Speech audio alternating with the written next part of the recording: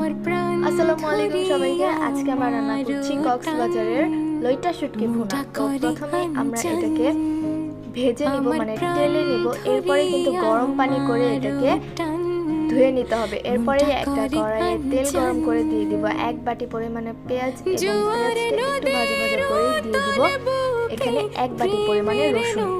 তো রসুনটা আপনাদের পরিমাণ অনুযায়ী আপনারা দিতে পারেন, কমও দিতে পারেন, আবার বেশিও দিতে পারেন আপনাদের পছন্দ অনুযায়ী। তো এরপরে আমরা দিয়ে দিব আদা এবং রসুন বাটা। এরপরে দিয়ে দিব সব গুঁড়া মশলাগুলো, যেমন লবণ, হলুদ, মরিচ, এগুলোই। এরপর মশলাটাকে ভালোভাবে কষিয়ে নিতে হবে। এরপর আমরা দিয়ে দিব পরিমাণ মতন ফ্লেভার আনার জন্য কিছু কাঁচামরিচ, এন্ড সাথে শুটকিগুলো একসাথেই দিয়ে দিব। তো এরপর আমরা শুটকিটাকে ভালোভাবে কষিয়ে নিয়ে এখানে সিদ্ধ হওয়ার জন্য আমরা মোটামুটি পরিমাণে একটু পানি দিয়ে দিব।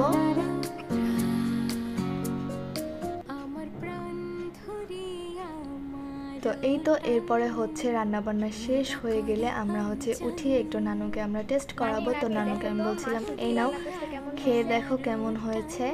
তো আমার নানু আবার বলতেছিল যে, কণিকা এত সুন্দর রান্না কিভাবে রান্না করলে, অনেক মজা হয়েছে। তো আজকের মতো এই পর্যন্ত। সবাই ভালো থাকবেন, সুস্থ থাকবেন।